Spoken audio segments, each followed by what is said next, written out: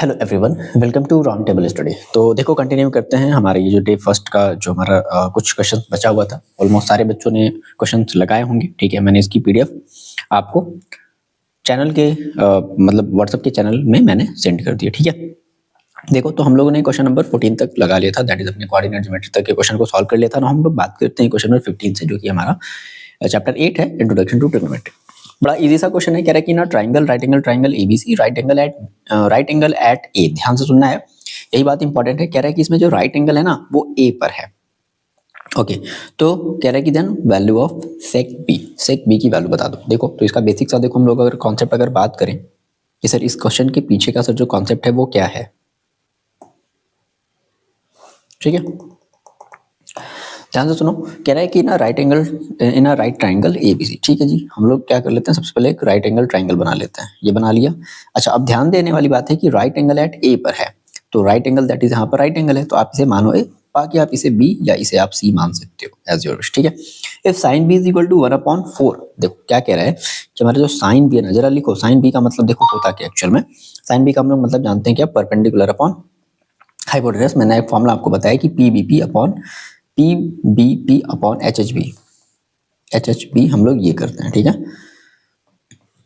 H B sorry, हम लोग ये करते हैं। तो इसके अकॉर्डिंग हमें क्या मिलता है, परपेंडिकुलर अपॉन हाइपोटेनस हमें ये मिलता है। तो अगर मैं आपसे कह रहा हूँ कि sine B is equal to perpendicular upon hypotenuse है, एक्चुअल में साइन बी की जो वैल्यू है वो कह रहे हैं 1/4 है। ठीक है, तो पी मतलब परपेंडिकुलर, अगर आपने इसे बी माना है तो बी के सामने की साइड हमारी क्या हो जाएगी, परपेंडिकुलर हो जाएगी। तो ये आपकी है 1 और परपेंडिकुलर अपॉन हाइपोटेनस, यानी कि ये आपकी होगी क्या, हाइपोटेनस, यानी कि 4। तो हाइपोटेनस कितनी हो जाएगी 4 और परपेंडिकुलर कितना हो जाएगा 1। अब देखो मेरे को चाहिए ये है ना, ये अगर हमें नहीं पता चलेगा तब तो हम क्या कर सकते हैं, वैल्यू निकाल सकते हैं। तो मैंने कहा देखो यार मेरे पास होता है पाइथागोरस थ्योरम लगा करके क्या करोगे आप, यहाँ से बीसी की वैल्यू निकालोगे। गॉट इट, बीसी की वैल्यू कैसे निकालोगे, तो अंडर रूट क्या हो जाएगा, ए बी का स्क्वायर हो जाएगा। सॉरी बीसी नहीं, हमें ए बी चाहिए ना। तो देखो A B is equal to, देखो हमारे पास क्या हो जाएगा, A B is equal to हो जाएगा अंडर रूट बीसी का स्क्वायर माइनस ए बी का square. Got it, A B का स्क्वायर। अब देखो बीसी की स्क्वायर जो कि आपको पता है, बीसी देखो कितना है 4 है, तो अंडर 4 का स्क्वायर यानी कि 16 माइनस ए बी का स्क्वायर मेरे को नहीं पता। मेरे को ए बी चाहिए ना, ए सी यहाँ पे कर लेते हैं, ए सी कर लेते हैं। ठीक है, -1 कितना आ जाएगा, अंडर रूट 15 आ जाएगा। मेरे को ए बी पता चल गया कि ए बी हमारा देखो कितना है, अंडर रूट 15 है। ठीक है, हमें क्या चाहिए, हमें चाहिए सेक बी। तो सेक बी इज इक्वल टू हम जानते हैं क्या होता है, सेक का मतलब क्या होता है, कॉस का उल्टा होता है। तो हाइपोटेनस अपॉन बेस, तो हाइपोटेनस अपॉन अगर आप बेस रखोगे तो हाइपोटेनस की वैल्यू कितनी है, 4 है, अपॉन बेस की वैल्यू देखो कितनी है, अंडर रूट 15 है, ध्यान रखना। तो 4 upon under root 15 that is option number आपका डी हो जाएगा। आई होप की बात आपको समझ में आई। ठीक है, वीडियो को देखो पॉज करके सॉल्व करना है। सॉल्व कर लिया अगर आप लोगों ने तो अच्छी बात है। ये जो पीडीएफ है ये आपको इसके डिस्क्रिप्शन बॉक्स में भी मिल जाएगा। ठीक है, तो आप वहां से भी इसके पीडीएफ को डाउनलोड कर सकते हो। चलो नेक्स्ट क्वेश्चन की देखो बात करते हैं। इंट्रोडक्शन टू ट्रिग्नोमेट्री का हमारा देखो नेक्स्ट क्वेश्चन है, ध्यान से सुनना, काफी अच्छा क्वेश्चन है ये।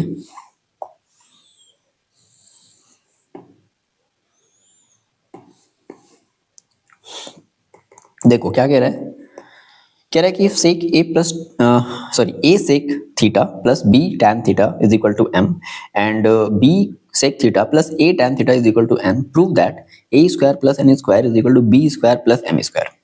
देखो यार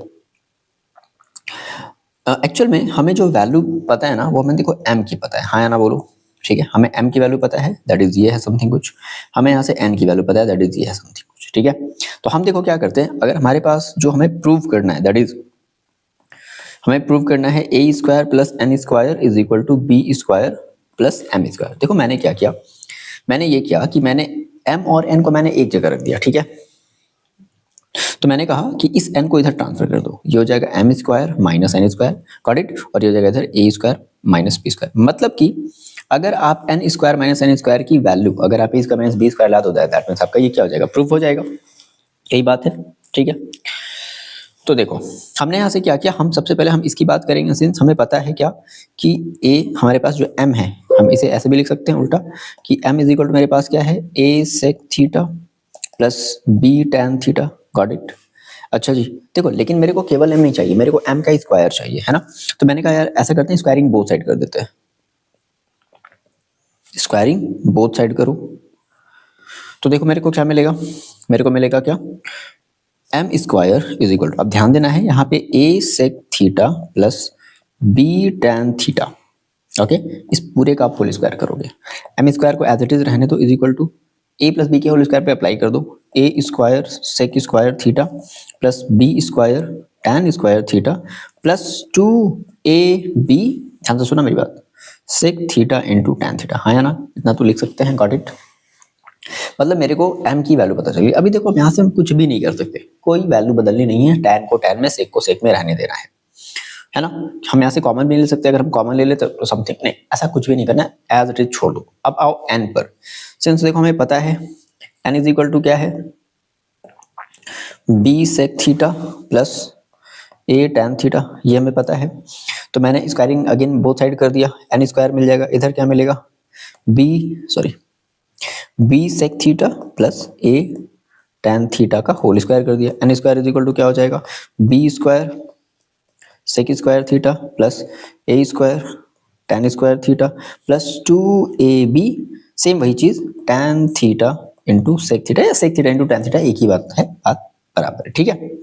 अच्छा, क्योंकि आपको चाहिए, अब देखो सिंस हमारे पास जो हमारा LHS है वो क्या है, वो है, या RHS जो भी कह लो, तो मैंने यहाँ से देखो क्या निकाल लिया, मैंने यहाँ से M square minus N square की वैल्यू निकालनी चाहिए, ठीक है, रखते हैं एम की वैल्यू देखो आप कितनी रखोगे, ये पूरी वैल्यू एम की है, दैट इज ब्रैकेट लगाने की जरूरत नहीं है, हम डायरेक्टली माइनस है तो हम उसको, मतलब उसके साइन जो है, मेरे ख्याल से सभी बच्चों को पता है, हम उसके साइन को बदल देंगे, ठीक है। तो एम की वैल्यू देखो मेरे पास है A square sec square theta plus B square tan square theta plus 2ab sec theta into tan theta, ठीक है। अब देखो हम डायरेक्टली देखो सिंबल्स बदल रहे हैं, क्योंकि यहाँ पे देखो हमारे पास क्या है, यहाँ पे ध्यान से सुनना, यहाँ पर देखो माइनस है, गॉट इट, माइनस है ना, माइनस है, तो माइनस है तो मेरे को पता है, हम एन को क्या करें, इसके नीचे लिख दें, डायरेक्टली सिंबल बदल देंगे, देखो ध्यान से सुना मेरी बात, एन स्क्वायर देखो नीचे रख लेना, ठीक है, तो माइनस, ठीक है, क्योंकि मैंने देखो सिंबल मुझे बदलना है, minus B square sec square theta, ये प्लस है ना, ध्यान से सुनना, ये आपका प्लस है तो ये माइनस हो जाएगा, बिल्कुल सर हो जाएगा, माइनस ए स्क्वायर टैन स्क्वायर थीटा, ये देखो ये प्लस है तो ये माइनस हो जाएगा, 2ab, हम उसको उल्टा लिख दे रहे हैं, sec theta into tan theta भी लिख सकते हैं, कोई प्रॉब्लम वाली बात नहीं। अब अगर ध्यान से देखो आप, तो ये पूरी की पूरी वैल्यू तो कट गई, पहली बात बिल्कुल सर कट गई, आपके पास बचा ए सेक स्क्वायर थीटा और a b sec square theta, बात समझ में आ रही क्या, a sec square theta b sec square theta, तो मैंने क्या कहा, मैंने कहा कि भाई देखो ऐसा करते हैं, या फिर मेरे पास है ए सेक स्क्वायर थीटा और ए टैन स्क्वायर थीटा, तो मैंने कहा देखो ए स्क्वायर टैन स्क्वायर थीटा, मैंने यहाँ से देखो क्या कर लिया, यहाँ से इन दोनों में से ध्यान देना, मैंने इन दोनों में से, ठीक है, ए स्क्वायर को कॉमन ले लिया, ओके, तो ए स्क्वायर मैंने कॉमन ले लिया, क्या बचेगा, सेक स्क्वायर थीटा माइनस, क्योंकि यहाँ पे माइनस है, टैन स्क्वायर थीटा, क्लियर। अच्छा, फिर देखो मैंने इन दोनों में से b square tan square theta और b square sec square theta, मैंने बी स्क्वायर देखो कॉमन ले लिया, बात समझना, तो मैंने कहा देखो यार, मैंने यहाँ से बी स्क्वायर ले लिया कॉमन, क्या बचा मेरे पास, टैन स्क्वायर थीटा और माइनस का sec square theta, got it. बाकी तो ये हमारी चीजें कटी गई हैं।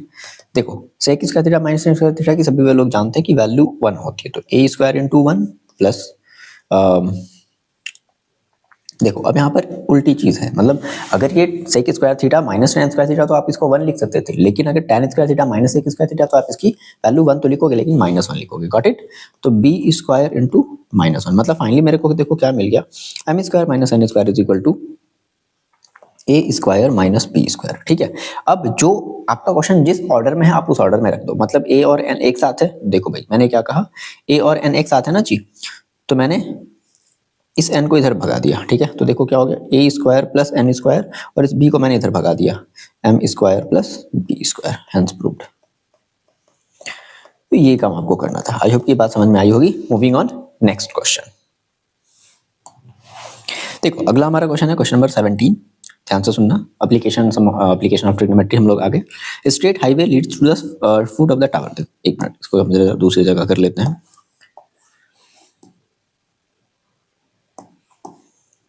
ठीक है, अब ध्यान से सुनो, क्या करें कि स्ट्रेट हाईवे है, leads to the foot of the tower, a man standing on the top of the 75 metre high observe two cars at an angle of the depression 30 degree and 60 degree which are approaching the foot of the tower, यानी कि जो tower की foot की तरफ जा रहे हैं। सुनो मेरी बात सुन लो, बेसिक सा काम आपको क्या करना है, सबसे पहले एक टावर बनाना है, गॉट इट। अब इस टावर की तरफ दो कार अप्रोच करें, मान लेते हैं ये सड़क है, ठीक है, एक कार मान लेते हैं समथिंग यहाँ पर है और एक कार मान लेते हैं यहाँ पर है, गॉट इट। अब कह रहा है कि ये जो एंगल्स बना रहे सभी को पता है एंगल्स कैसे बनते हैं, एंगल्स बनाने का तरीका क्या होता है, इस तरीके से जो ऊपर वाला जो आदमी जो बैठा है वो इसे देख रहा था। ध्यान रखना आप सबसे पहले नीचे वाले एंगल को केवल मेंशन नहीं करोगे, क्योंकि जो एंगल बन रहा है वो ऊपर से देखने पर बन रहा है, तो सबसे पहले आप, अब ये बच्चे देखो गलती करते हैं, सबसे पहले आप ये चीज बनाओगे, है ना। अब क्या कह रहा है कि पहले तो देखो क्या है 30 डिग्री है, देन उसके बाद 60 डिग्री है, तो देखो ये आपकी हो जाएगी कितनी, क्योंकि ये बड़ी एंगल है तो ये आपकी 60 हो जाएगी, और यहाँ से यहाँ तक आपको देखो कितनी मिल जाएगी 30 डिग्री। तो देखो यहाँ से एक्चुअल में ये जो है ना ये आपकी 30 डिग्री है, दैट इज ये चीज़ आपकी हो गई 30 डिग्री, गॉट इट। इसी तरीके से ये पूरी 60 डिग्री है तो ये आपकी हो गई पूरी 60 डिग्री। और मैंने एक तरीका बताया था कि जो जितना ही दूर रहेगा, ठीक है, एंगल उतना ही कम बनेगा, और अगर आप जितना ज़्यादा करीब जाओगे आपको उतना ही ज़्यादा ऊपर करके अपने सर को देखना पड़ेगा। ये बात सभी बच्चों को पता है, ठीक है जी। तो मान लेते हैं कार ए है, कार बी है, और हमारी जो टावर है हम उसे मान लेते हैं क्या, A B C D E, C D या डी ई मान लेते हैं, जो भी मान लेते हैं, ठीक है, गॉट इट। अब सुनो, तो कह रहा है कि if one car exactly behind the, ठीक है, सारी बात हम लोग जान रहे हैं, same side of the tower, tower के एक ही साइड है। कभी कभी होता है कि टावर एक कार टावर की दूसरी तरफ है, एक कार टावर के दूसरी तरफ है, तो उसके इसमें टावर बीच में रहेगा, एक कार को इधर रखोगे एंगल ऐसे बनेगा और इधर से देखोगे, है ना, तो दो इस तरीके से। फिलहाल ये वैसा क्वेश्चन नहीं है, तो हमसे क्या बोल रहा है, देखो फाइंड करना है क्या कि find the distance between the two cars, तो इन दोनों कार के बीच की डिस्टेंस हमें बतानी है, ये डिस्टेंस क्या होगी। देखो सीधी सी बात है, मैंने क्या कहा कि साफ साफ देखो मेरे को दो मतलब ट्राइंगल नजर आया। देखो यहाँ पे हमारी बिल्डिंग की हाइट भी हमें पता है, दैट इज 75 मीटर पता है। तो मैंने कहा देखो भाई हम पहले लगा लेते हैं ट्राइंगल बी सी डी, ठीक है। तो मैंने कहा in triangle B D C या बी डी सी कह लो, जो भी कह लो, तो क्या लगाओगे tan 60 लगाओगे इज इक्वल टू कितना हो जाएगा, परपेंडिकुलर यानी कि 75 अपॉन बेस। बेस बोले तो BC जो कि मेरे को एक्चुअल में नहीं पता, तो हमें यहाँ से देखो tan 60 मेरे को वैल्यू पता है कि √3 होती है, 7 अपॉन BC कर लिया, सो BC इज इक्वल टू मेरे को मिल गया 7 अपॉन √3। फिलहाल क्योंकि हमारा ये फाइनल आंसर है नहीं, तो अभी हम √3 की वैल्यू रख करके इसको पूरा सॉल्व नहीं करेंगे, प्लीज बात को समझना, ठीक है। ये मेरे को पता चल गया इतना मीटर है, ठीक है, क्योंकि आंसर हमारा मीटर में दे रहा है, क्वेश्चन हमारा मीटर में पूछा, इसलिए मीटर में भी यहाँ पे रखेंगे 75 मीटर है ये, ओके।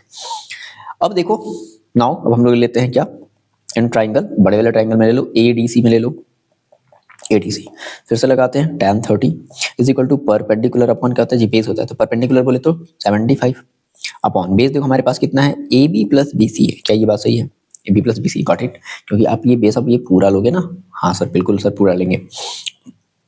सो tan 30 की वैल्यू देखो मेरे को क्या पता चली, tan 30 इज इक्वल टू देखो हमारे पास कितना था 1 upon √3 is equal to 75 upon, देखो मेरे को AB तो एक्चुअल में निकालना है भाई, डिस्टेंस बिटवीन टू कार का मतलब क्या एक्चुअल में AB, तो मैंने AB को एज इट इज AB छोड़ दिया,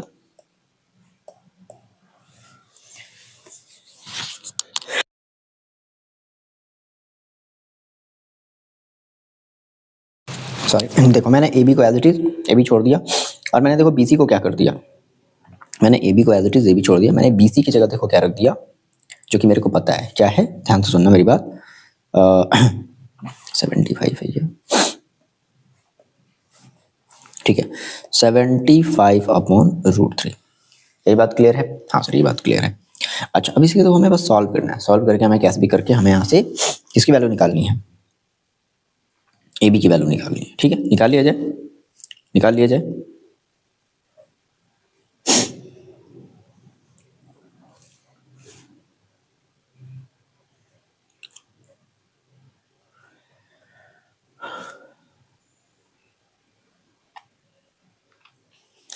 या मान लो अगर आप इसे थोड़ा सा अगर और मान लो, जैसे बच्चे ने कहा कि सर थोड़ा सा मेरे को प्रॉब्लम है, यहाँ से देखो हम एक काम, मेरी बात जरा सुनना, बात देखो वही पड़ेगी, थोड़ा सा हम इसको हम देखो और इजी बना ले रहे हैं, कैसे सर, हम क्या कर रहे हैं ना, tan 30 की वैल्यू रख दो, और इस AB प्लस BC की जगह केवल अभी AC रहने दो, गॉट इट, AC रहने दो, ठीक है।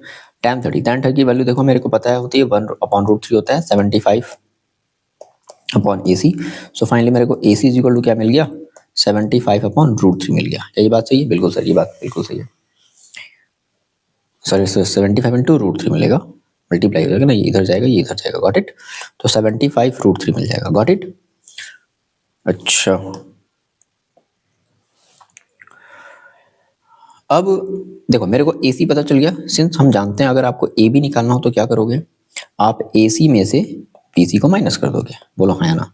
AC में से BC को आप क्या कर दोगे, माइनस कर दोगे, तो आपको क्या मिल जाएगी, AB मिल जाएगी।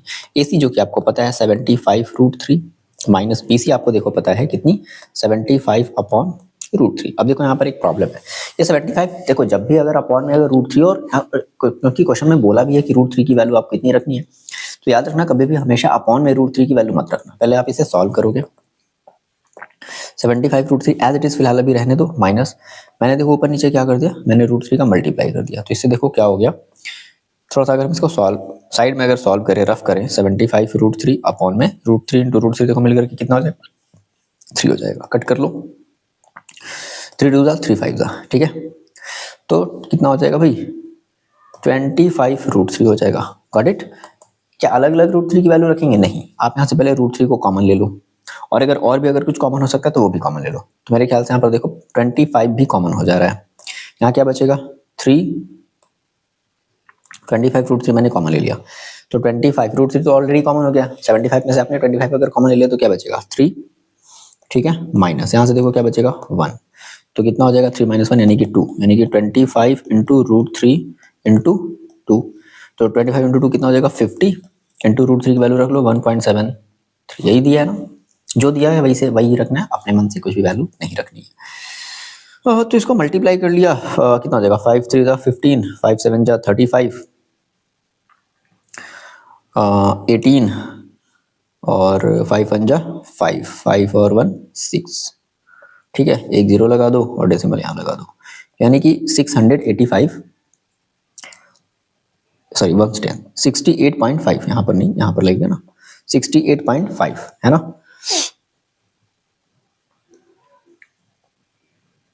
थोड़ा ज़्यादा कम नहीं आ रहा, सॉरी मैंने मल्टीप्लाई गलत किया, आप इसको मल्टीप्लाई कर लो, 5 3 15, 5 7 कितना हो जाएगा 35, 35 और आपका कितना आ गया 36, 6 5 1 5 5 3 8, ठीक है, एक जीरो और लगा दो तो 86.50 मीटर, यानी कि जो डिस्टेंस बिटवीन जो कार है वो कितनी है, वो 86.5 मीटर है। आई होप की बात आपको समझ में आई है ना। ये आपका फाइनल आंसर होगा, distance between two car, that is जिसको हमने माना है EB। Okay, got it. Moving on, next question.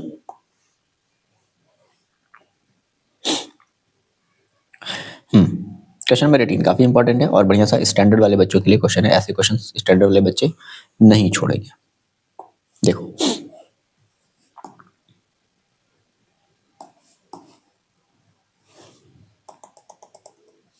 ठीक है, ये देखो हमारे पास क्वेश्चन है, क्या कह रहा है ध्यान से सुनना।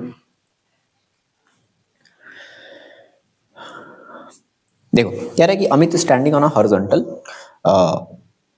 प्लेन, ठीक है, कह रहा है कि अमित जो स्टैंड है वो एक हॉरिजॉन्टल प्लेन पर वो स्टैंड है, find a bird flying at a distance of 200 metre from him. तो मान लेते हैं चलो ये अमित की हॉरिजॉन्टल, सॉरी ये अमित की हॉरिजॉन्टल प्लेन है, ठीक है, गॉट इट, ध्यान से सुना मेरी बात। अब अमित मान लेते हैं यहाँ पर चलो खड़ा है, ए, उसका मैंने नाम दे दिया क्या, ए दे दिया। तो कह रहा है कि bird is flying at a distance of 200 metre from him. अच्छा, अब कह रहा है कि उससे 200 मीटर की दूरी पर एक बर्ड उड़ रही है।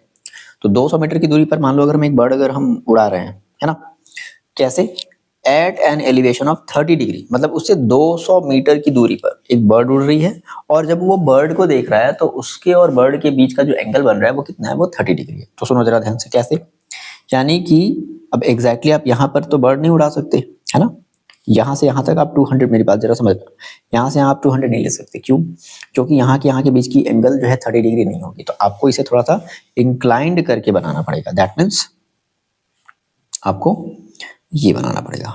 मान लेते हैं कि ये हमारी कोई बर्ड है ना, जो, और यहाँ से यहाँ तक की जो डिस्टेंस है वो मान लेते हैं 200 मीटर है, ध्यान से सुनो मेरी बात, और एंगल कितना एंगल हमारा, ये 30 डिग्री है, गॉट इट।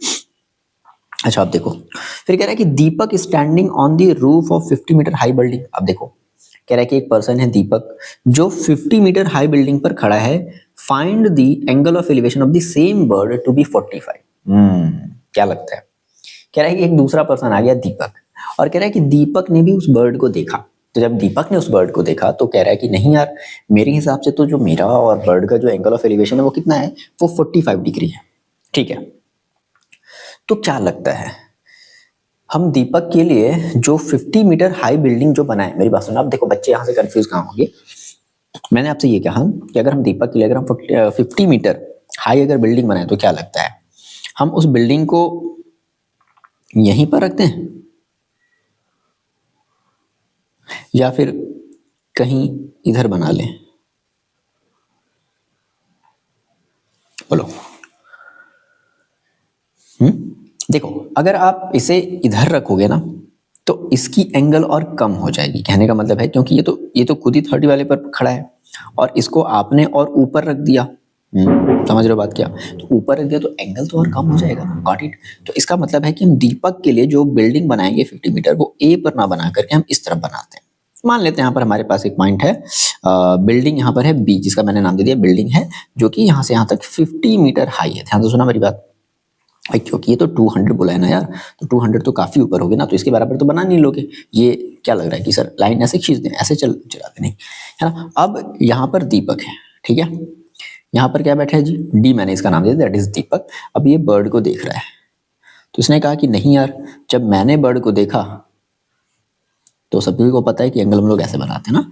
मैंने जब बर्ड को देखा सर, तो बर्ड तो सर मेरे को 45 डिग्री पर नजर आई। यही बात समझना, ठीक है। अच्छा, find the angle of elevation of the same bird, ठीक है, to be 45 degree. Got it? Amit and Deepak, जो कि अमित एंड दीपक आर, अच्छा ये देखो दे भी दिया, हम लोग पूरा क्वेश्चन नहीं पढ़े। Amit and Deepak are the opposite sides of the bird, ठीक है, दोनों ही बर्ड्स की, अब ये हमारे बर्ड है, तो बर्ड यार यहाँ पर ना लिखो, यहाँ पर लिख दो बी, दैट इज बर्ड, ठीक है, और इसको नाम दे दो ए बी, इसको सी बोल दो। Got it? इसे सी बोल दो और बर्ड की जगह बी लिख दिया मैंने। Find the distance of the bird from the Deepak. तो ये जो बर्ड है ना, ये दीपक से कितनी डिस्टेंस पर है? देखो सीधी सी बात है, सबसे पहले अगर एक नॉर्मल लाइन अगर ड्रॉ करोगे, कुछ इस तरीके से नॉर्मल लाइन ड्रॉ होगी, बिल्कुल सर नॉर्मल लाइन ड्रॉ होगी। तो अगर आपको देखो बी डी की आपको वैल्यू फाइंड आउट करनी है, बी डी इक्वल आपसे साफ साफ पूछ लिया कि what is the distance of the bird from the Deepak, यानी कि आपको बी और डी के बीच की आपको डिस्टेंस निकालनी है, ठीक है। तो पहले जरा ये समझो, अगर आपको ये 200 पता है, ये 30 पता है, तो आप इस ट्राइंगल में जरा देखना, इस वाले ट्राइंगल में, ठीक है, आप ये वाली वैल्यू निकाल सकते हो। इसको चलो कुछ भी नाम दे दो, मान लो मैंने इसको नाम ए बी सी डी ई दे दिया मैंने, ठीक है। तो मैंने कहा देखो भाई, in triangle A C B या ए बी सी, जो कोई बोल दो, क्या लगा दो, tan 30 लगा दो, नहीं tan 30 नहीं, सॉरी। अब बच्चे कहेंगे सर tan क्यों नहीं लगाया सर, कभी कभी तो आप tan लगाते हो। देखो सीधी सी बात है ना, आपको ये पता है दैट इज हाइपोटेनस पता है, ये आपकी क्या होगी, अगर ये थीटा से अटैच है तो ये आपकी क्या होगी, बेस होगी। तो ऐसा एक फंक्शन बताओ जिसमें मेरे को हाइपोटेनस और बेस मिलता हो, तो सर कॉस मिलता है कि नहीं, है ना। तो मैंने कहा कि cos 30 इज इक्वल टू क्या हो जाएगा, हाइपोटेनस अपॉन, ठीक है, सॉरी बेस अपॉन हाइपोटेनस हमारा होता है ना, क्या होता है हमारा P B P upon H H B. तो कॉस के लिए क्या लगाओगे, बेस अपॉन हाइपोटेनस, तो आप लगाओगे बेस बोले तो that is a E upon hypotenuse बोले तो 200। Got it? cos 30 की वैल्यू देखो हमारी कितनी हो जाती है, √3 upon 2 is equal to A E upon 200। तो मैंने ए ई को एज इट इज यहीं पर छोड़ दिया, इसको कट कर दिया 100, तो ए इज इक्वल टू देखो मेरे को क्या मिल गया, 100√3 मिल गया मीटर। Got it? मेरे को ए ई पता चल गई, 100√3 मीटर है, ठीक है ना। चूंकि मेरे को निकालना है बी डी, है ना, देखो मुझे बी डी की वैल्यू चाहिए, ध्यान दो सुनना, मुझे किसकी वैल्यू चाहिए, बी डी की वैल्यू चाहिए। तो अगर मैं इस ट्राइंगल की बात करूं, इसका भी कुछ नाम दे देते हैं, A B C D E F, इसे एफ बोल देते हैं। Got it? इसे हम लोग क्या बोल देते हैं, एफ बोल देते हैं, ठीक है। देखो तो अगर मुझे ना बी एफ और एफ ई अगर पता चल जाए तो शायद थोड़ा सा काम हमारा बन सकता है। तो बी एफ और देखो एफ ई के लिए देखो मैंने क्या किया, ध्यान से सुनना, अगेन फिर से देखो इस वाले ट्राइंगल में, वंस अगेन फिर से इस वाले ट्राइंगल में देखो। अच्छा मुझे ठीक है, शायद ये हमें जरूरत पड़े ना पड़े, ठीक है, मैंने निकाल लिया। इस वाली की जरा बात कर लो फिर से। तो आपके पास देखो पता है क्या, बेस, और आपके पास आपको निकालना है परपेंडिकुलर। तो base upon perpendicular, perpendicular upon base किसमें मिलता है, tan में। तो मैंने कहा कि अगेन मैंने लगा दिया इन, अभी हम इसी ट्राइंगल की बात कर रहे हैं, अगेन tan 30 लगा दो। अब क्या मिलेगा, BE अपॉन AE, यही होता है। तो BE tan 30 की value 1/√3 is equal to BE मेरे को नहीं पता, AE मेरे को पता है 100√3। अच्छा, आप चाहे तो डायरेक्टली भी हाइपोटेनस और परपेंडिकुलर वाला भी कॉन्सेप्ट लगा करके कर सकते हो फिलहाल। तो मैंने देखो यहाँ से √3 से √3 काट दिया, 100 इधर चला गया, तो मेरे को BE की वैल्यू पता चल गई, कितनी सर, 100 मीटर। ओके, मेरे को देखो BE पता चल गया है ना, कि टोटल हमारा जो B है वो कितना है, वो है 100 मीटर। ठीक है, अब देखो 100 मीटर तो है, जिसमें से यहाँ तक है जो है ना वो 50 है। भाई जरा बात समझना, अगर हम कह रहे हैं सर कि अगर हमारा ये BE टोटल अगर 100 है, गॉट इट, B हम लोग क्या कह रहे हैं, टोटल 100 है, तो इसमें से हमारा DC 50 है, तो भाई अगर DC अगर 50 है तो ये EF भी कितना होगा, 50 होगा, गॉट इट। जब EF अगर 50 हो गया तो बाकी का जो BF है वो कितना बचा भाई, वो भी तो हमारा क्या हो गया, 50। तो मैंने ये कहा कि सर देखो है ना, हमारी जो BF की वैल्यू मिलेगी वो भी मिल जाएगी कितनी, 50 मीटर। ये बात सही है ना, क्योंकि BF यहाँ पे बता देना कि EF is equal to CD, इसलिए मैंने अगर ये 50 तो ये भी 50, इसलिए ये चीज़ हो जाएगी। ठीक है, मेरे को BF पता चल गई कि सर ये पता चल गई आपको 50। भाई ऑब्वियस सी बात है, आपके पास एक ऐसा ट्राइंगल, ध्यान से मेरी बात सुनना मैं क्या बोल रहा हूँ, आपके पास एक ऐसा ट्राइंगल जिसमें आपको एंगल पता है, जिसमें आपको हाइट यानी कि परपेंडिकुलर पता है, और आपको हाइपोटेनस निकालना है। तो परपेंडिकुलर और हाइपोटेनस किस में आता है, साइन में। तो आप लगा दो किसके लिए, इन ट्राइंगल BFD, क्या, sine 45 is equal to perpendicular upon hypotenuse. Perpendicular बोले तो कितना, परपेंडिकुलर मुझे पता है 50 है, अपॉन हाइपोटेनस मेरे को नहीं पता।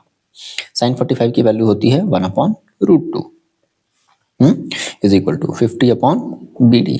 सो BD इज इक्वल टू देखो कितना हो जाएगा, BD इधर चला गया, √2 इधर चला गया, 50√2 हो जाएगा। तो 50 इंटू √2 की वैल्यू देखो मेरे को दी गई है तो रखेंगे, नहीं दी गई तो नहीं रखेंगे, छोड़ देंगे, एज इट इज छोड़ देंगे। यानी कि मेरे को नहीं पता है तो हमारा यही आंसर हो जाएगा, और साइड में मीटर लगाना नहीं भूलना है, गॉट इट। अब देख लो, अगर इसमें प्लीज अगर कोई भी अगर कंफ्यूजन है तो प्लीज मेरे को आप कमेंट करके बता सकते हो कि हाँ सर मेरे को यहाँ पर ये बात समझ नहीं, बट समझना है। अच्छा, मेरे को ये वाले निकालने की भी जरूरत नहीं पड़ेगी, आप चाहो तो डायरेक्टली इस वाले ट्राइंगल में, ठीक है, क्या लगा दो, आपको हाइपोटेनस पता है, आपको परपेंडिकुलर निकालना था, तो आप चाहे तो डायरेक्टली साइन लगा देते, आपको डायरेक्टली वैल्यू मिल जाती, गॉट इट। फिलहाल आगे बढ़ें, हाँ जी बिल्कुल, नेक्स्ट क्वेश्चन पर आते हैं। नेक्स्ट हमारा देखो जो क्वेश्चन है वो है रिलेटेड टू सर्कल। ओके ठीक है, ध्यान से सुनना, हमारा जो क्वेश्चन नंबर जो 19 है, देखो वो क्या कह रहा है।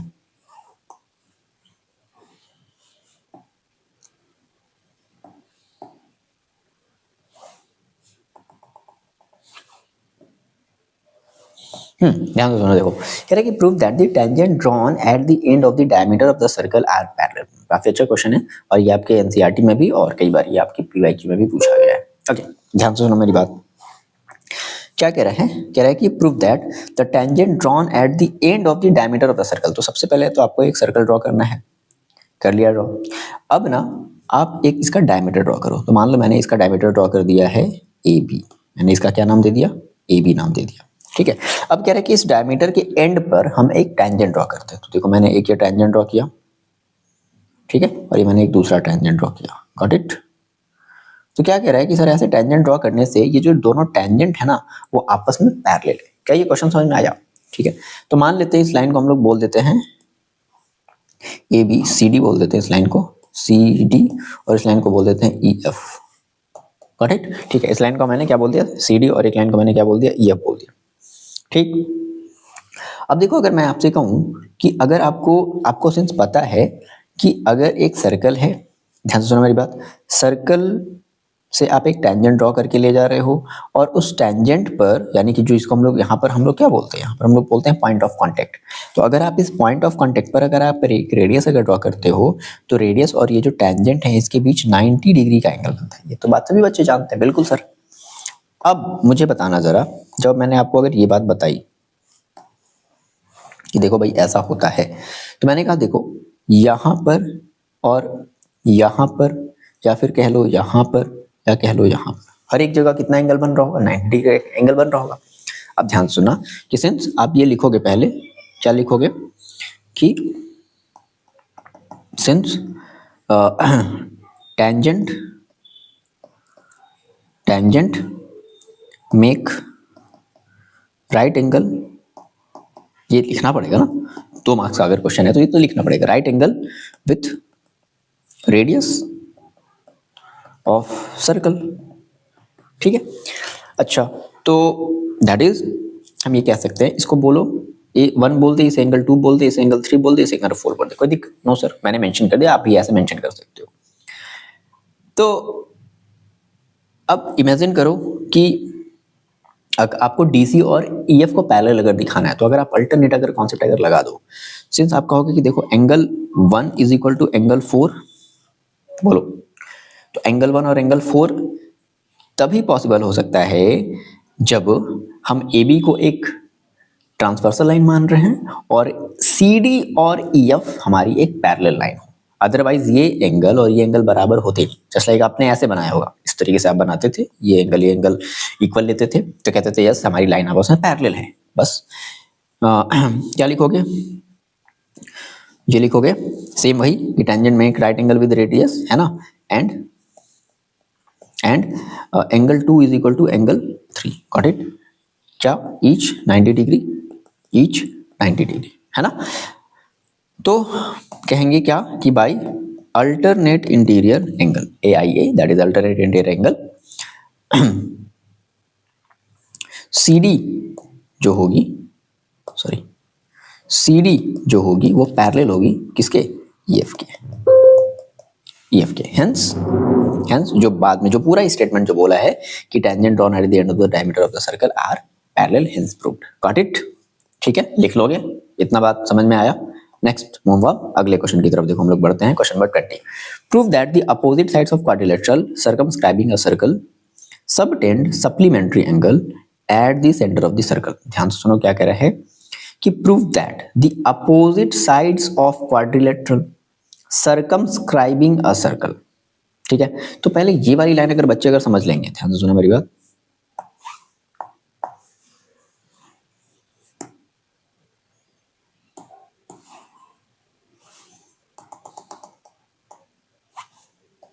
देखो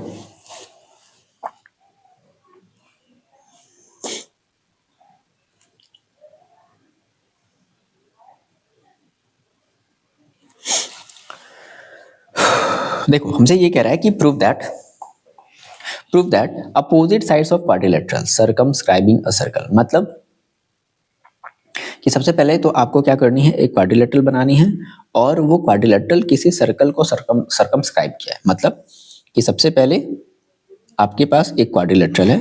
अब क्वाड्रिलेटरल है तो किसी भी शेप का हो सकता है, ठीक है, एग्जैक्टली कोई जरूरी नहीं है कि आप कैसे बनाओ, कैसे भी शेप का हो सकता है, लेकिन इंपॉर्टेंट बात यह है कि इसके अंदर एक सर्कल है।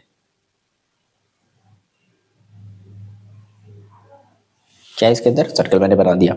अब ये कह रहा है कि अगर ऐसा है तो circumscribing a circle subtends supplementary का मतलब कि ऐसे दो एंगल जिनको ऐड करने पर उनका सम 180 आता है, that is called supplementary angle at the centre of the circle. ठीक है, देखो तो अपोजिट साइड्स ऑफ क्वाड्रिलेटरल, ये हमारे अपोजिट साइड्स हैं, दैट इज ये अपोजिट साइड्स हैं, या फिर आप इसे अपोजिट साइड ले सकते हो। मान लो मैंने मान लिया कि हमारा ये क्वाड्रिलेटरल है ABCD, गॉट इट, ये मान लो मैंने मान लिया, ठीक है, और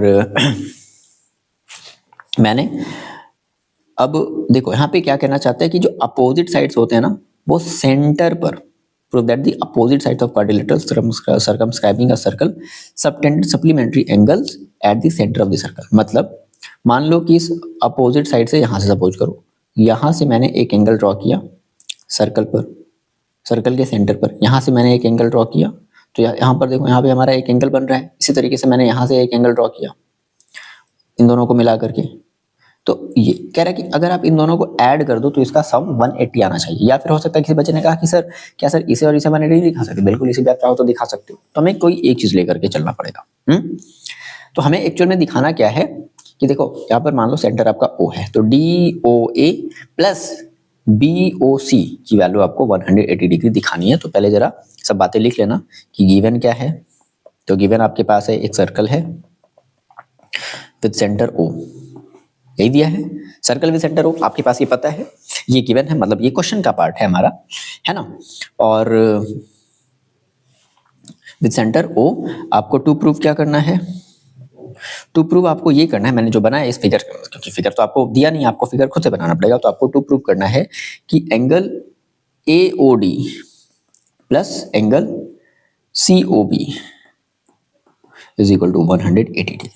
ये आपसे पूछा गया, ठीक है, ये आपसे पूछा गया है। ओके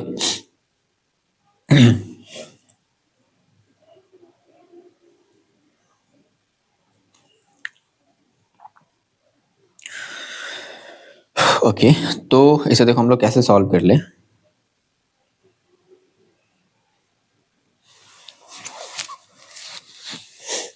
देखो अब मान लो अगर मैंने ये कहा इसमें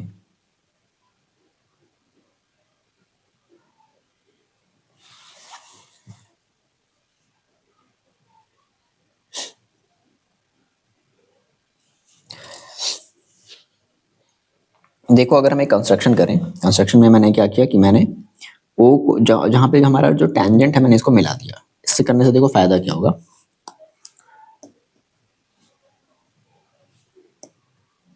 डैश लाइन से इसको मिला देना, ठीक है। तो मान लो इसको मैंने समथिंग कुछ पॉइंट मान लिया कि यहाँ पर P है, यहाँ पे Q है, यहाँ पर R है और यहाँ पर S है ना। अब सिंस हमें पता है कि ये जो टेंजेंट है, ये जो टेंजेंट है, कोई भी आप अगर टेंजेंट ले लो, जो कि यहाँ पर देखो आपको 4 टेंजेंट नजर आएगी, DC, AD, AB और BC ये नजर आएगी। और इसका पॉइंट ऑफ कांटेक्ट AB का पॉइंट ऑफ कांटेक्ट B है, BC का पॉइंट ऑफ कांटेक्ट Q है, CD का पॉइंट ऑफ कांटेक्ट R है और DA का पॉइंट ऑफ कांटेक्ट S है ना, ये है ना। तो देखो यहाँ पर सभी को पता है 90 डिग्री का एंगल बनेगा, 90 डिग्री का एंगल बनेगा, सब लोग जानते हैं, ठीक है, ये सारे बच्चे को पता है कि 90 डिग्री का एंगल यहाँ पर बनता है। ओके अगर मैं C को एक कॉमन पॉइंट अगर मानता हूँ, है ना, ध्यान से सुना मेरी बात, तो CR और CQ इक्वल होंगे, CR एंड CQ क्या होंगे भाई, इक्वल होंगे। अच्छा तो पता है हमें क्या लगाना पड़ेगा, मैं सिमिलैरिटी लगाना पड़ेगा। फिर अगर मैं इस ट्राइंगल को अगर सिमिलर प्रूव कर दूं, जस्ट मेरी बात जरा समझना, ठीक है। तो सिमिलर प्रूव करने के लिए मैंने देखो क्या बता दिया कि देखो भाई ये साइड हमारी ये साइड आपस में इक्वल है, ये साइड कॉमन है और ये रेडियस है। ओके ठीक है, ट्रिपल एस, तो ये एंगल और ये एंगल आपस में भी इक्वल हो जाएगा। समझ में आ रही है क्या बात, समझ में आ रही है क्या बात, बात समझ आई। देखो सुनो, तो मैंने क्या कहा, मैंने कहा कोई भी 2 ट्राइंगल ले लो, क्योंकि आपको आपने कहा कि सिंस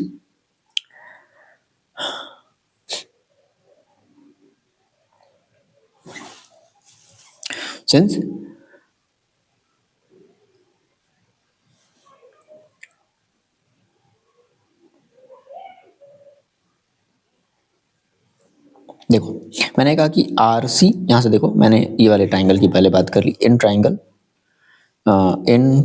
यहाँ से हमारा प्रूफ स्टार्ट हो रहा है। In triangle ROC and triangle COQ ऐसा है ना। तो मैंने कहा देखो भाई RC is equal to CQ, why, तो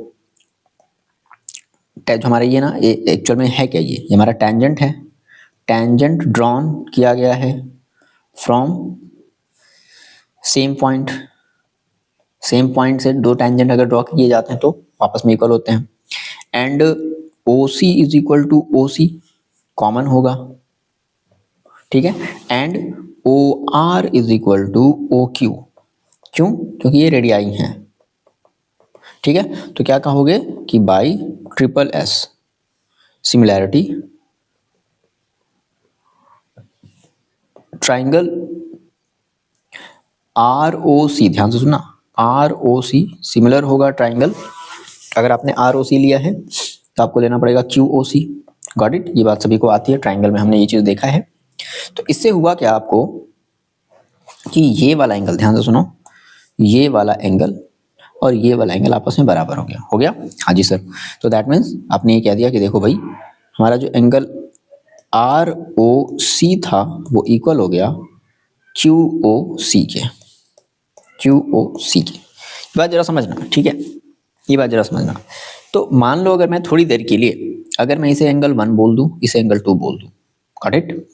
तो इसी तरीके से मैं अगर फिर से मैं इसे 3 बोल दूं, इसे 4 बोल दूं, इसे 5 बोल दूं, इसे 6 बोल दूं, इसे 7 बोल दूं और इसे 8 बोल दूं। अब मेरी बात ध्यान से सुनो। तो जैसे मैंने 1 और 2 को इक्वल किया, that is angle 1 is equal to angle 2, तो वैसे ही क्या मैं 3 एंड 4 को इक्वल नहीं कर सकता? दिखाने की जरूरत नहीं है, गॉट इट? दिखाने की जरूरत मेरे को नहीं है। इसी तरीके से क्या मैं 5 एंड 6 को इक्वल नहीं बोल सकता? तो angle 3 is equal to angle 4, angle 5 is equal to angle 6, angle 7 is equal to angle 8। क्या ये बात क्लियर है? बिल्कुल सर, क्लियर है। अब मेरे को पता है कि सर्कल में सारे एंगल का सम कितना होता है? 360 डिग्री होता है, ठीक है? तो हम कहेंगे कि angle 1 plus angle 2 plus angle 3 plus angle 4 plus angle 5 plus angle 6 plus angle 7 plus angle 8, angle 8 is equal to 360। Rule क्या लिखोगे? सम ऑफ मतलब total angle of a circle, ये आप लिखोगे ना, ठीक है? तो देखो एंगल 1 की वैल्यू, अच्छा अब देखना सर, यहाँ से हटाएं कैसे और रखें कैसे? क्योंकि आपको चाहिए ए ओ डी, तो ए ओ डी बना है एंगल 6 एंड 7 से, गॉट इट? इसी तरीके से आपको चाहिए बी ओ सी, ध्यान से सुना मेरी बात, बी ओ सी। तो बी ओ सी देखो आपको किससे मिलकर बन रहा है? 2 एंड 3, यानी कि आपको इस सारे के सारे क्वेश्चन में 7 6 चाहिए, 2 और 3 चाहिए, बाकी सबको हटा दो। 7 6 चाहिए, 2 एंड 3 चाहिए, ध्यान से सुनना। तो एंगल 1 को देखो हम क्या लिख सकते हैं? एंगल 2 लिख दें, प्लस एंगल 2 हो गया। एंगल 3 मुझे नहीं चाहिए, तो एंगल 3 की जगह देखो क्या लिख दे? एंगल 4, सॉरी एंगल 3 मेरे को चाहिए, सॉरी एंगल 3 मेरे को चाहिए, लेकिन मेरे को एंगल 4 नहीं चाहिए, तो एंगल 4 की जगह मैंने रख दिया एंगल 3। इसी तरीके से और मेरे को क्या चाहिए? 2 3 चाहिए, 7 6 चाहिए, ठीक है? फिर मैंने कहा भाई मेरे को एंगल 5 नहीं चाहिए, है ना? तो मैंने एंगल 5 की जगह क्या लिख दिया? एंगल 6 लिख दिया, एंगल 6 लिख दिया, ठीक है? प्लस एंगल 6 की जगह एंगल 6 एज इट इज छोड़ दिया, एंगल 7 की जगह मैंने एंगल 7 एज इट इज छोड़ दिया, एंगल 8 की जगह मैंने एंगल 7 एज इट इज लिख दिया, एंगल 8 की जगह मैंने एंगल 7 छोड़ दिया, 360।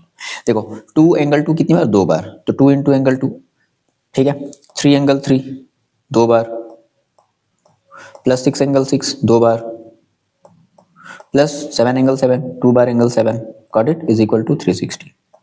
आपको चाहिए 7 6 एक साइड, 7 6 एक साइड, 2 एंड 3, तो मैंने एंगल यहाँ से 2 कॉमन ले लिया, बचा एंगल 2 प्लस एंगल 3, है ना? प्लस यहाँ से मैंने 2 कॉमन ले लिया, बचा angle 6 plus angle 7 is equal to 360। और पता है आपको क्या कि एंगल 2 प्लस 3 की वैल्यू देखो कितनी है? Angle B O C, got it? तो मैंने इस 2 into angle B O C कर दिया, plus 2 angle 2 sorry 2 angle 7 into 6 को देखो, 7 प्लस 6 को मैंने क्या लिख दिया? 7 प्लस 6 को मैंने लिख दिया a O d, got it? Angle A O D is equal to कितना? 360। 2 यहाँ से मैं कॉमन ले रहा हूँ और 2 को इधर ट्रांसफर कर दे रहा हूँ, तो फाइनली मेरे को मिल गया angle B O C plus angle A O D is equal to 180 degree. और यही तो आपसे पूछा था, हेंस प्रूव्ड। आई होप ये बात समझ में आएगी, ठीक है?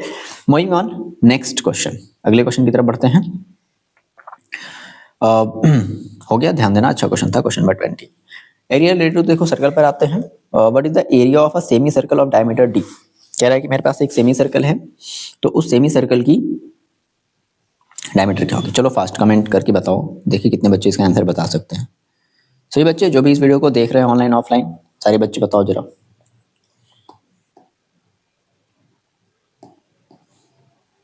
ठीक है, 21 क्वेश्चन। चलो जी, क्या कह रहा है कि what is the area of a semi circle of diameter D?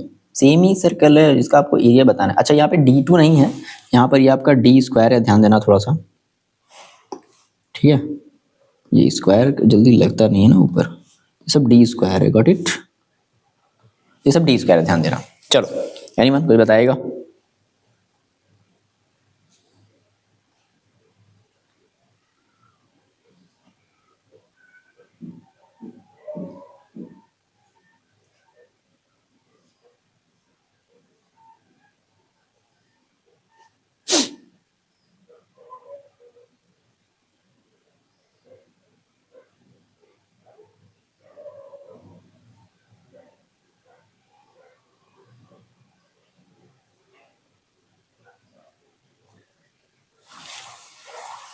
ठीक है, देखो सुनो ध्यान से, what is the area of the semi circle of the diameter D.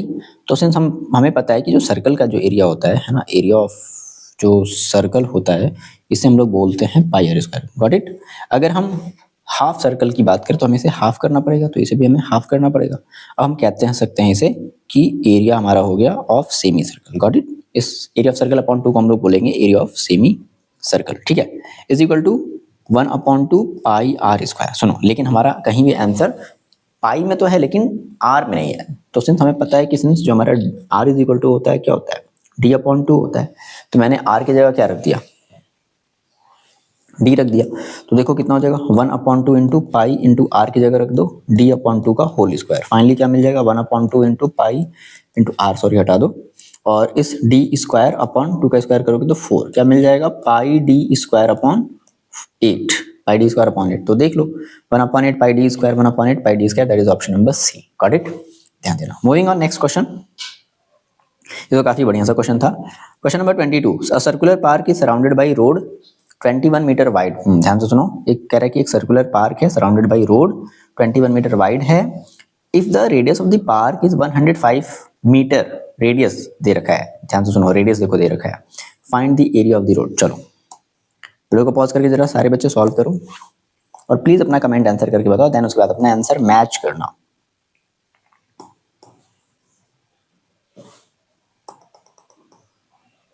देखो क्या कह रहा है कि circular park is surrounded by a road. चलो भाई, तो सबसे पहले तो क्या करो, एक सर्कुलर पार्क बना लो, बना लिया। अब कह रहा है कि ये ना सराउंडेड बाई अ रोड, ठीक है, 21 मीटर वाइड। देखो भाई, अब ये जो रोड है ना, तो रोड इसके बाहर होगा, ध्यान से मेरी बात सुनना। सराउंडेड बाई यानी कि पार्क सराउंडेड है रोड के थ्रू, जो कि 21 मीटर वाइड है।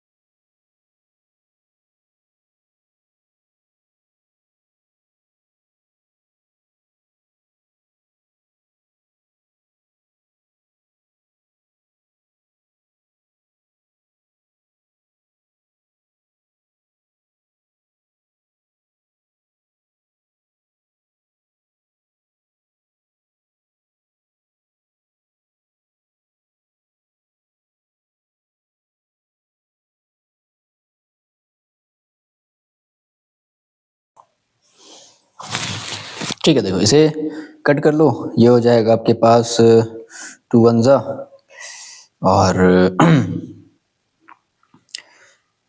2 0 जा, ठीक है, और पॉइंट लगेगा 2 5 जा, है ना, 2 5 जा,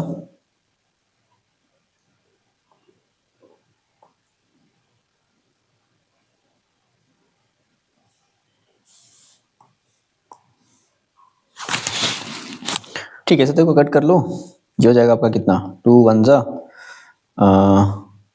फिर 0, फिर 1 है तो 0, फिर पॉइंट लगाओगे 2 5 जा 10 इंटू 1.57, सीधा सीधा मल्टीप्लाई कर लो 100.5 इंटू 1.57, गॉट इट। अब क्या जाएगा 157.78 क्या सेंटीमीटर क्यूब, है ना, ये आपका आंसर होगा, ध्यान देना।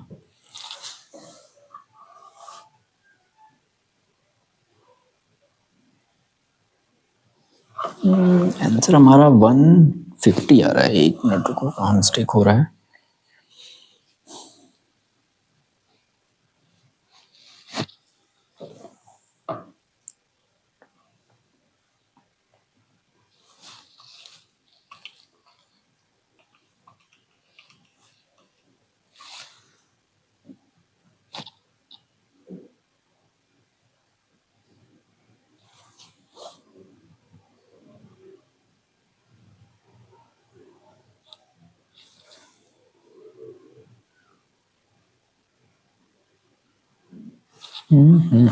मिस्टेक्स कहाँ हो रहा है भाई।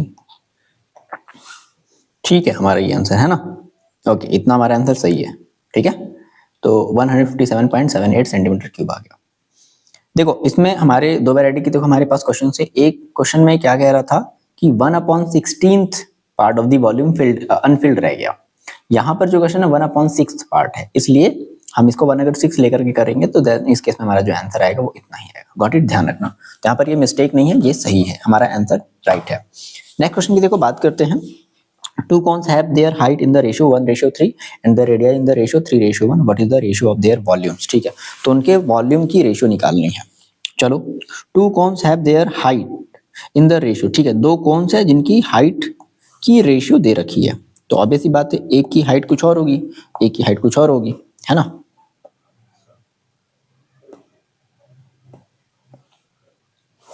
ध्यान से क्वेश्चन को सुनो, क्या कह रहा है कि टू कोन्स हैं, लेट कर लेते हैं हमारे पास, इमेजिन करो कि दो कोन होंगे, है ना, और दोनों की हाइट क्या है, अलग अलग है, जो भी हो हमें इसे लेना देना नहीं है, मतलब कह रहा है कि H1 और H2, H1 अपॉन H2 जो है वो 3:3/1 है, गॉट इट।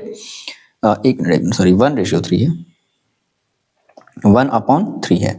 एंड इसी तरीके से फिर जब उनके रेडियाई लिए गए, यानी कि एक का R1 होगा तो एक का R2 होगा, तो जब R1 अपॉन जब R2 लिया गया तो कह रहा है कि इनका 3/1 है। कह रहा है कि what is the ratio of their volumes, तो हमारे को V1/V2 निकालना है। तो हमें पता है कौन की अगर हम वॉल्यूम की बात करें तो कहोगे क्या, ध्यान से सुनना, 1/3 पाई R1 स्क्वायर H1 है ना, अपॉन 1/3 पाई R2 स्क्वायर H2, 1/3 से 1/3 कैंसिल, पाई से पाई कैंसिल, क्या बचा आपके पास, आपके पास बचा R1/R2 का होल स्क्वायर, कर सकते हैं, यहाँ भी R1 का स्क्वायर, यहाँ भी R2 का स्क्वायर है, इसलिए दोनों का होल स्क्वायर इनटू H1/H2 का होल स्क्वायर।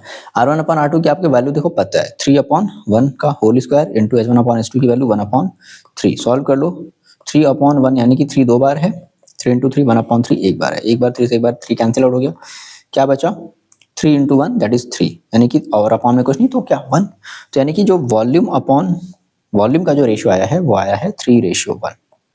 क्या ये बात सही है, ठीक है, ओके गॉट इट, ये हमारा आंसर होगा, ध्यान देना, okay. Moving on next question की तरफ, देखो ये हमारा है क्वेश्चन नंबर 25, क्या कह रहा है कि the monthly expenditure on milk in 200 families of a housing society is given, ठीक है, कुछ मिल्क कंजप्शंस है जो कि सॉरी मिल्क का एक्सपेंडिचर है, खर्चा है वो दिया गया है। तो find the value of x। अच्छा देखो यहाँ पे एक आपकी वैल्यू मिसिंग है, दैट इज ये आपको x निकालना है। And also find the median and the mean expenditure, मतलब आपको दो चीजें निकालनी है, मीन और मीडियन। देखो आपको अगर मीन और मीडियन अगर निकालना है तो इसके लिए आपको x की वैल्यू पता होनी चाहिए। अब कह रहा है कि टोटल हमारे पास 200 फैमिलीज हैं, यानी कि ध्यान से सुनना, आप अपना टेबल बनाओगे, ठीक है, तो आपको पता है कि यहाँ से लेकर के यहाँ तक ये जो टोटल वैल्यू दी गई है, जिसको आप लोग सिग्मा एफ बोलते हो, है ना, ये है टोटल 200, है ना। तो एक्चुअल में आप इसे जरा काउंट करो, 24 प्लस 40 प्लस 33 प्लस एक्स रहने दो, प्लस 30 प्लस 22 प्लस 16 प्लस 7, इसे जरा ऐड करो तो आपको जो सिग्मा एफ मिलेगा इस टेबल के अकॉर्डिंग, ठीक है ना, मेरी बात जरा ध्यान से सुनना, वो आपको कितना मिलेगा, आप इसे जब ऐड करोगे तो 172 प्लस एक्स मिलेगा। मैंने इन सभी को ऐड कर दिया क्योंकि एक्स भी है, तो 172 और ये plus x as it is. तो इसका मतलब ये हुआ कि सर ये जो 172 प्लस एक्स जो बराबर होगा वो 200 के बराबर होगा। Got it? क्या ये बात क्लियर है? ठीक है, तो x की वैल्यू देखो कितनी हो जाएगी, 200 माइनस 172 हो जाएगा। इसको सब्ट्रैक्ट कर दो तो कितना हो जाएगा, हाँ ये आपका हो जाएगा कितना, 28, यानी कि x की वैल्यू कितनी होगी आपकी 28, यानी कि x इज इक्वल टू आपको कितना मिल गया भाई, 28 मिल गया। Got it? अब सुनना मेरी बात जरा ध्यान से,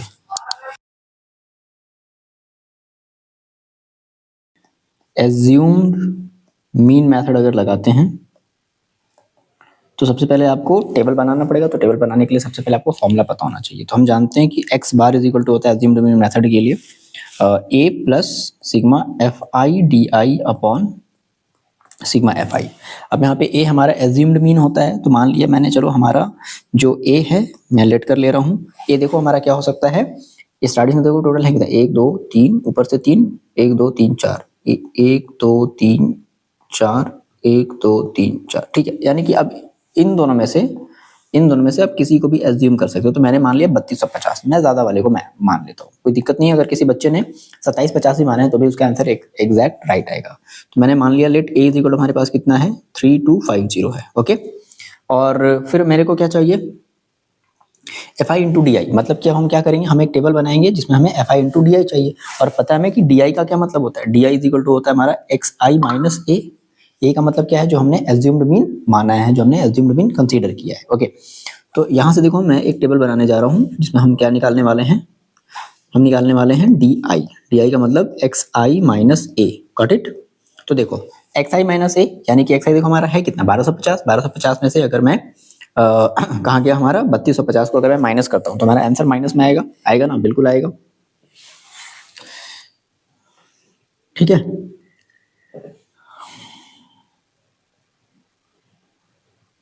फिर भी वैल्यू बहुत बड़ी होगी, बहुत बड़ी होगी वैल्यू अभी भी, क्योंकि 1250 और 3250 है कि नहीं। 3250 1250, एक मिनट, 3250 1250, आंसर बहुत बड़ा होगा, ठीक है, चलो देखते हैं। तो माइनस का 3250 और 1250, ठीक है, तो माइनस का कितना आ जाएगा भाई, 2000 आएगा। Got it? इस तरीके से फिर क्या करो, 1750 में से 3250 को फिर से माइनस करो, तो 3250, 1750 माइनस 3250, ये कितना आ जाएगा, 1500 आ जाएगा। तो माइनस का 1500 आएगा, ठीक है। फिर 3250 में से 2250 को माइनस करो, तो 2250 माइनस 3250, ये आपका कितना हो जाएगा, 1000,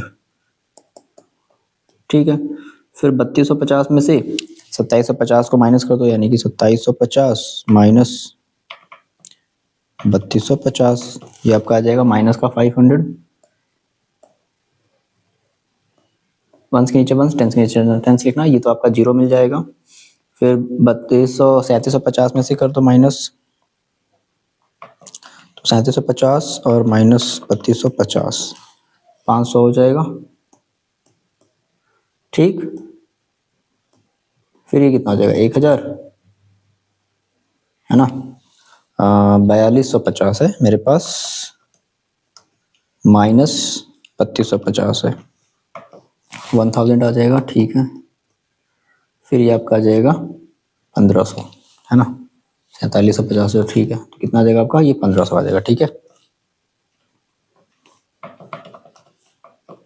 ओके। वैल्यू देखो अभी भी बहुत बड़ी है। अब अगर आप चाहते हो कि आप F I into D I निकाल सकते हो तो निकाल लो, गॉट इट। लेकिन अगर आप चाहते हो कि एज्यूम्ड मीन मेथड मैंने किया, अगर मैं चाहूँ तो मैं इसको स्टेप डेविएशन मेथड से भी कर सकता हूँ। तो स्टेप डेविएशन मेथड में क्या करना होता है, मेरे को फिर क्लास साइज से डिवाइड करना पड़ता है ना। तो क्या कर लेते हैं, चलो एक स्टेप देखो और कर लेते हैं, जैसे हमारा ये थोड़ा सा और छोटा हो जाएगा, थोड़ा सा नहीं बहुत छोटा हो जाएगा, ध्यान से मेरा जरा समझना। मैंने क्या कहा कि सर मैंने इसका यू आई निकाल दिया। यू आई का मतलब क्या होता है कि एक्स आई माइनस, जो कि मेरे को पता है डी आई अपॉन में एच करते हैं, ठीक है। और एच देखो हमारी क्लास साइज क्या, देख लो किसी भी क्लास की अगर आप देखोगे सबको आपको 500, यानी कि एच जो आपको नजर आ रहा है वो 500 नजर आ रहा है। तो अगर मैं 2000 को 500 से अगर डिवाइड कर दूं तो देखो कितना आ जाएगा, अब बोलो, माइनस का 4 आ जाएगा। बात समझ में आ गई। 2000 1500 को मैं अगर 500 से अगर मैं डिवाइड कर दूं तो देखो कितना आ जाएगा, माइनस का 3।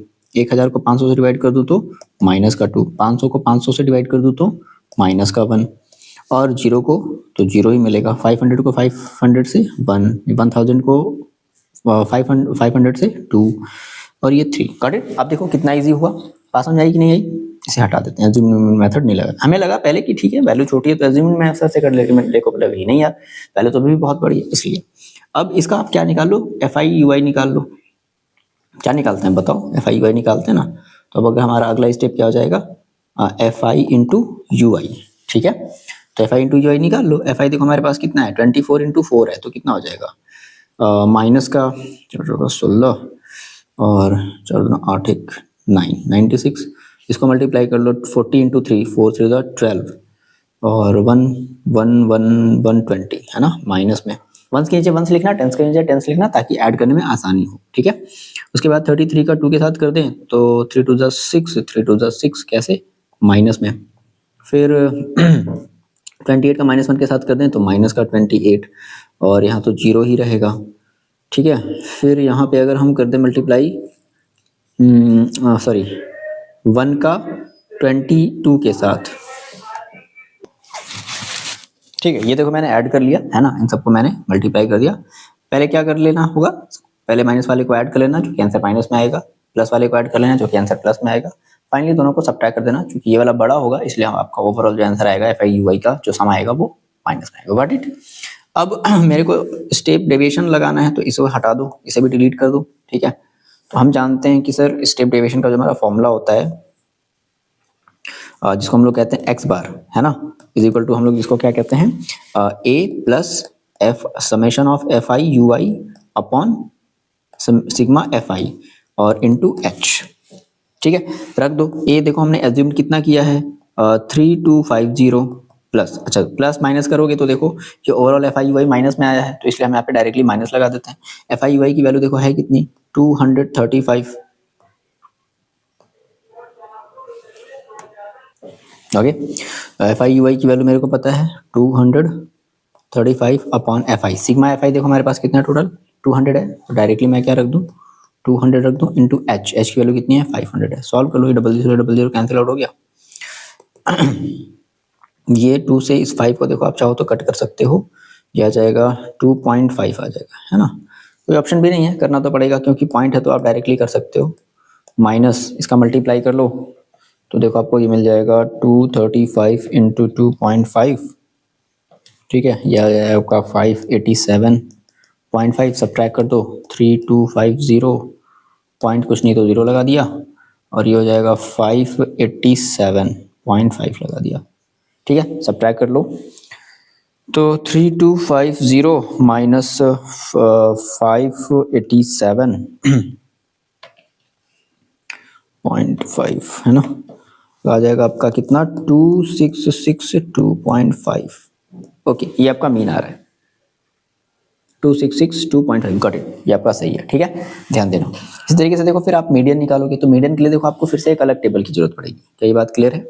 मीडियन के लिए आपको फिर से एक अलग टेबल की जरूरत पड़ेगी। तो मान लो ये आपका फिर से टेबल है ना। अब हम लोग देखो यहाँ पर मीडियन निकालेंगे तो मीडियन निकालने के लिए मेरे को पता है कि मेरे को एक और टेबल चाहिए होता है, सी एफ चाहिए होता है। तो क्या करने वाले हैं, यहाँ से सी एफ करने वाले हैं। सभी को पता है कि सी एफ कैसे निकाली जाती है, आई होप के पास सभी लोग जान रहे हैं सी एफ कैसे निकालते हैं, है ना।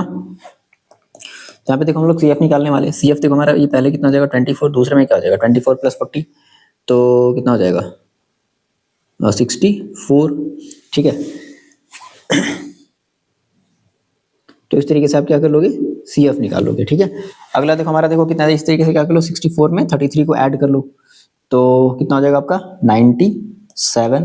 फिर 97 में x जो कि आपने निकाल लिया है 28 आया था, याद करो। ठीक है, तो 97 प्लस का हमने क्या कर दिया 28 कर दिया। ठीक है, तो कितना आ गया 125। 125 फिर 125 में मैंने 30 ऐड कर दिया तो कितना हो गया 155। फिर 155 में मैंने 20 ऐड कर दिया, सॉरी मैंने 22 ऐड कर दिया। ठीक है, तो कितना हो गया 177। फिर 177 में मैंने 16 ऐड कर दिया 193। और 193 में मैंने 7 ऐड कर दिया तो ये हमारा हो गया 200, जो कि सही भी है हमारा आंसर, क्योंकि मेरी ओवरऑल जो एफ है सिग्मा एफ जिसको हम लोग कह रहे हैं वो 200 ही है ना, क्योंकि टोटल हमारी दी गई नंबर ऑफ स्टूडेंट्स हमारे जो दिए गए हैं। अब CF आपको जब पता चल गया तो आपको यहाँ से देखो चाहिए क्या होता है, आपको चाहिए होता है मीडियन क्लास। तो मीडियन क्लास के लिए, क्योंकि आप जब मीडियन का देखो फॉर्मूला लगाते हो ना,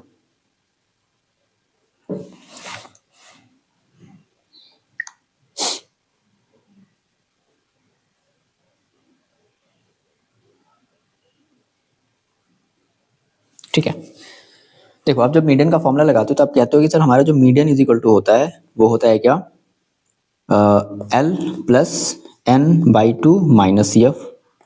अपॉन में हम लोग क्या लेते हैं,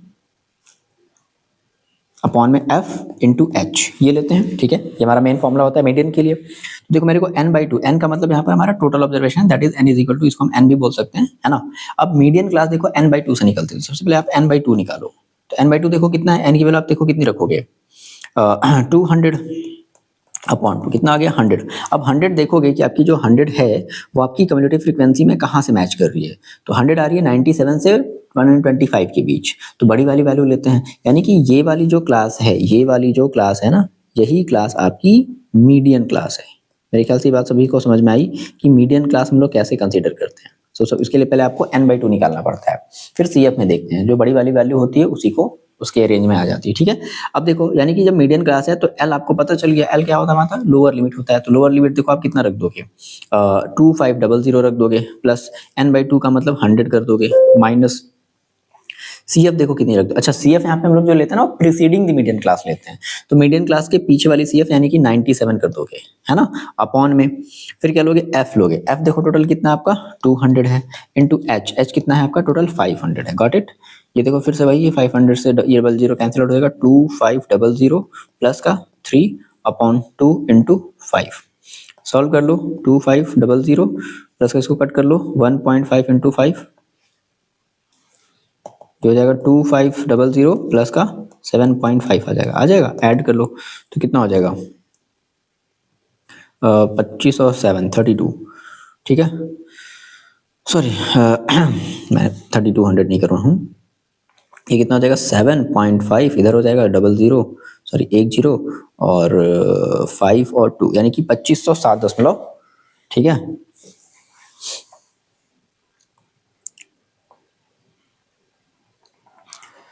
लोअर लिमिट हम लोग सही ले रहे हैं। ओके, आंसर फिर मैच क्यों नहीं कर रहा है,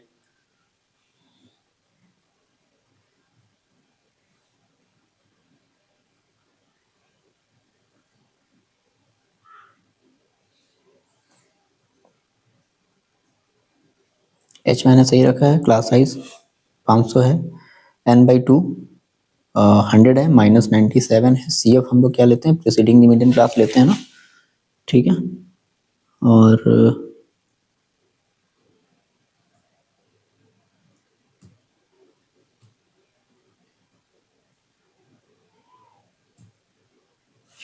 ओके देखो यहाँ देखो मिस्टेक कर, F का मतलब हमारा हो गया ना फ्रीक्वेंसी ऑफ मीडियन क्लास, तो F का मतलब क्या हुआ फ्रीक्वेंसी ऑफ मीडियन क्लास।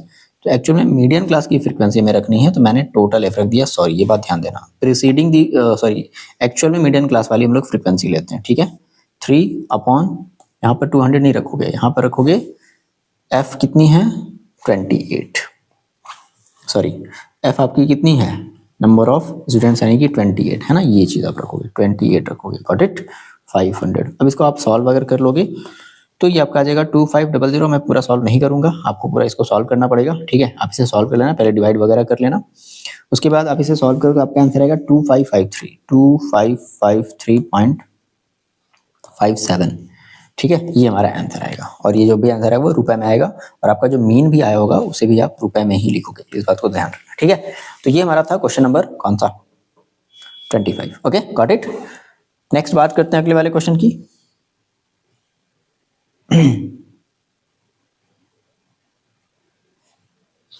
चलो अगला क्वेश्चन, अगला चैप्टर प्रोबेबिलिटी। प्रोबेबिलिटी का देखो फर्स्ट क्वेश्चन क्या कह रहा है, ध्यान से सुनना, फिनिश करते हैं यार जल्दी।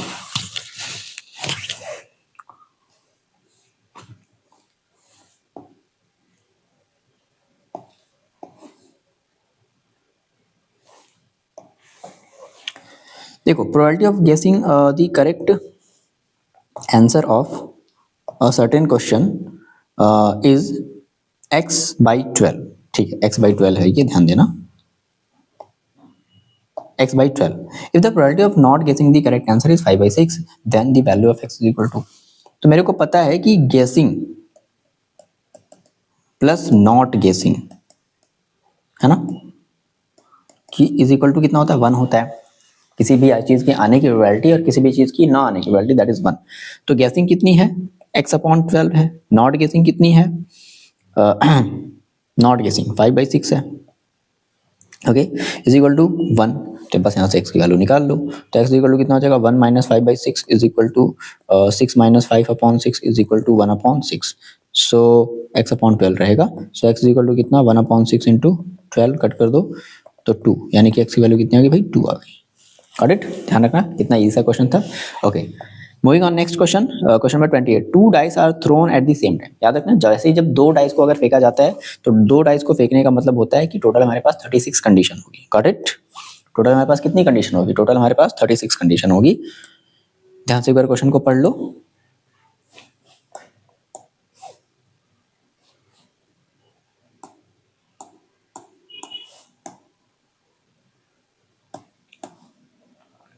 देखो, कह रहा है कि 2 dice are thrown at the same time. ठीक है, determine the probability that the difference of the number on the 2 dice is 2। तो सबसे पहले क्या करना है, जैसे ये 2 डाइस आपको पता चला तो आपने निकाल लिया टोटल इवेंट, निकाल लिया है ना, यानी कि टोटल कंडीशन आपने देखो निकाल लिया। तो देखो हमारी टोटल इवेंट देखो कितनी हो जाएगी, तो पहले में 1 1 फिक्स रख लो, पहले में 1 को फिक्स रख लो, 1 6 1 6 कैसे कर दिया, 1 2 1 3 1 4 फिर 1 5, ठीक है, फिर देन 1 6। Got it. दूसरे में 2 को फिक्स रख लो, 2 1 2 2 2 3, ठीक है, 2 4 फिर 2 5 फिर 2 6। Got it. फिर तीसरे में 3 को फिक्स रख लो, 3 1, इस तरीके से करते करते हम लोग पूरा लिख लें। ठीक है, अब एक बात ध्यान से सुनो, मैंने ये टोटल कंडीशंस लिख ली। अब देखो क्या कह रहा है कि हमारे पास जो आपको प्रोबेबिलिटी निकालनी है, the difference of the number है ना ऑन द 2 डाइस इज 2। मतलब कि आप जब उनका जब डिफरेंस लो तो उनका डिफरेंस हमेशा 2 आना चाहिए। देख लो कौन सी केस में आएगा, तो ध्यान से मेरी बात सुनना, ध्यान से मेरी बात सुनना, कौन से वाले केस में आएगा।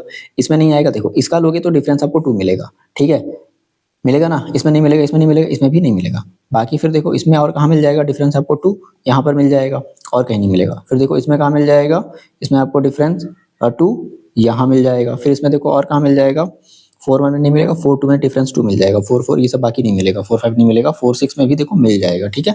फिर 5 1 में नहीं मिलेगा, 5 2 में नहीं मिलेगा, 5 3 में मिल जाएगा, 5 4 में नहीं मिलेगा, 5 5 में, 5 6 में भी नहीं मिलेगा, 6 1 में नहीं मिलेगा, 6 2 में भी नहीं मिलेगा, 6 3 में भी नहीं मिलेगा, 6 4 में मिल जाएगा, 6 5 में नहीं मिलेगा, 6 6 में भी नहीं मिलेगा। यानी कि जो टोटल आपके पास जो देखो जो फेवरेबल इवेंट्स है वो देखो कितनी है, 1 2 3 4 5 6 7 है ना।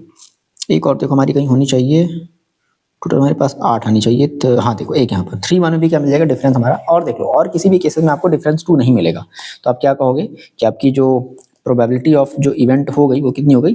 तो टोटल कितनी है 8 फेवरेबल, दैट इज आपको ये पूरा लिखना पड़ेगा। और टोटल कितनी है 36 है ना। इसको सॉल्व कर लो, 2 4 ज़ा 2 18 ज़ा 2 2 ज़ा 2 9 ज़ा, यानी कि 2/9। Got it. 2/9 हमारा क्या हो जाएगा भाई, आंसर हो जाएगा। तो देखो हमने क्या किया अभी, हमने डे 5 में हमने हमारे पास जितने भी क्वेश्चन है 27, इसका पार्ट 1 पहले से बना हुआ था, ये हमारा पार्ट नंबर 2 है। अगर आपकी कैपेबिलिटीज है कि आप इसे एक दिन में सॉल्व कर सकते हो तो बिल्कुल आपकी ये पोटेंशियल होगी, बहुत अच्छी बात होगी, ठीक है। समय की कुछ प्रॉब्लम थी, इस वजह से हम इसे सॉल्व उस समय नहीं कर पाए थे। तो मैंने ये डे फर्स्ट का मैंने ये शेड्यूल, मतलब ये जो हमारा पूरा सीरीज है डे फर्स्ट वाला, ये मैंने कंप्लीट कर लिया। तो इस पीडीएफ की लिंक आपको मिल जाएगी इसके डिस्क्रिप्शन बॉक्स में, और अगर इसके सॉल्यूशन भी चाहिए तो आप व्हाट्सएप चैनल पर ऐड हो जाओगे। तो ये जो मैंने जो भी यहाँ पे सॉल्व किया है, हम इसके सॉल्यूशन को भी व्हाट्सएप चैनल पर ऐड कर देंगे। तो आई होप की बात समझ में मेरी आ गई। मिलते हैं नेक्स्ट वीडियो में, पढ़ाई करते रहो, तब तक के लिए अपना ख्याल रखो।